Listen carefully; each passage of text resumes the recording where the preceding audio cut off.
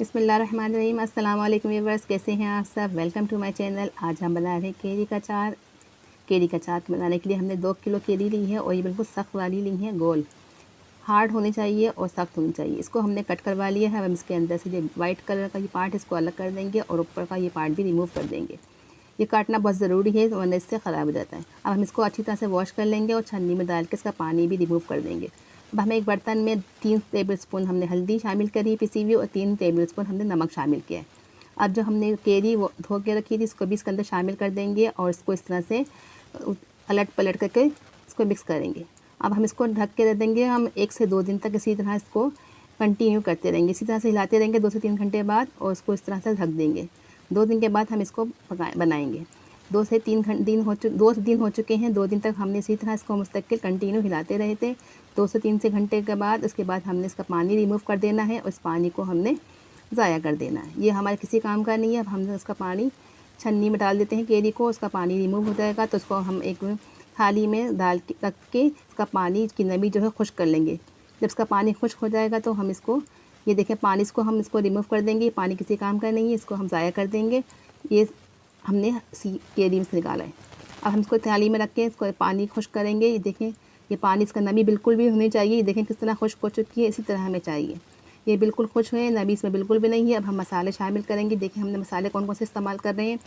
हम साबित धनिया है, सौंफ है और राई दाना है। या पीली राई दाना लिए हमने, पिसी हुई हल्दी लिए है, नमक है, हस्ब ज़रूरत नमक लिए हमने, पिसी हुई हल्दी लिए, 1 छिटाक हमने पिसी हुई हल्दी ली है, 1 प्याली है पीली सरसों, 1 प्याली है सौंफ है, 1 प्याली साबित धनिया है। चारों चीज़ें ये 1-1 छिटाक है।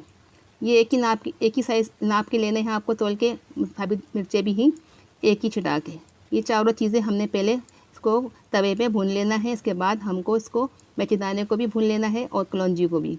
तो सबको रोस्ट करेंगे। ये ज़ीरा है 2 टेबलस्पून। ये लहसुन को हमने छील के इसको भी रख लिया। इसको भी इसमें भी नमी नहीं होनी चाहिए, ये भी खुश्क पीसेंगे हम। अब हम सब चीज़ों को तवे पे भूनते हैं और इसमें देखें हल्का सा इसमें भुनने से ये होता है खुशबू भी अच्छी आती है और इसमें नमी भी बिल्कुल नहीं रहती। अब हम इसको मशीन में मोटा मोटा दरदरा सा कूट लेंगे या इमाम दस्ते में कूट लें। हमने मशीन में कूटा है। कलौंजी को नहीं हम कूटेंगे, कलौंजी हम ऐसे शामिल करेंगे। अब हम इसमें कलौंजी 2 टेबलस्पून लिए हमने और पिसी हुई ये कुटी मिर्चें हैं। ये आप अगर ज़्यादा तेज़ खाते हैं तो आप 2 से 3 टेबलस्पून और भी शामिल कर सकते हैं।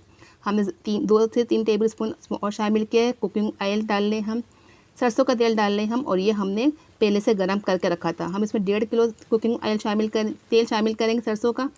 अगर आप कुकिंग ऑयल शामिल करना चाहें तो वो भी शामिल कर सकते हैं, लेकिन अचार जो है सरसों के तेल में ही अच्छा बनता है। सरसों के तेल को पहले आपको गर्म करना है फिर पकाना है। अब हम इसकी लेयर लगाते हैं। हमने केरी को मसाले में अच्छी तरह से मिक्स कर लिया था। अब नीचे हमने नमक डाला है और केरी के जो हमने मसाले एक अच्छी तरह मिक्स करा था इसको हम इस तरह से उल्टा करके रखेंगे। इस तरह से हमें बिछाना है इसको और ऊपर से भी हम नमक डालेंगे और नीचे भी हमने क्लियर नमक की डाली। इससे ये ख़राब नहीं होता।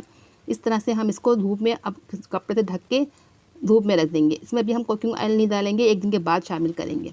कुकिंग ऑयल हमें गरम कर लिया है।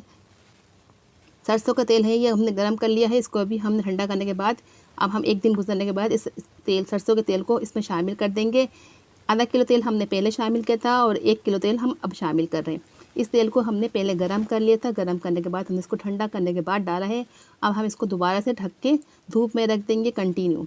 धूप में रखने के बाद हम इसको 2 से 3 हफ्ते लगते हैं इस गलने में। अब हम इसको चेक करते हैं।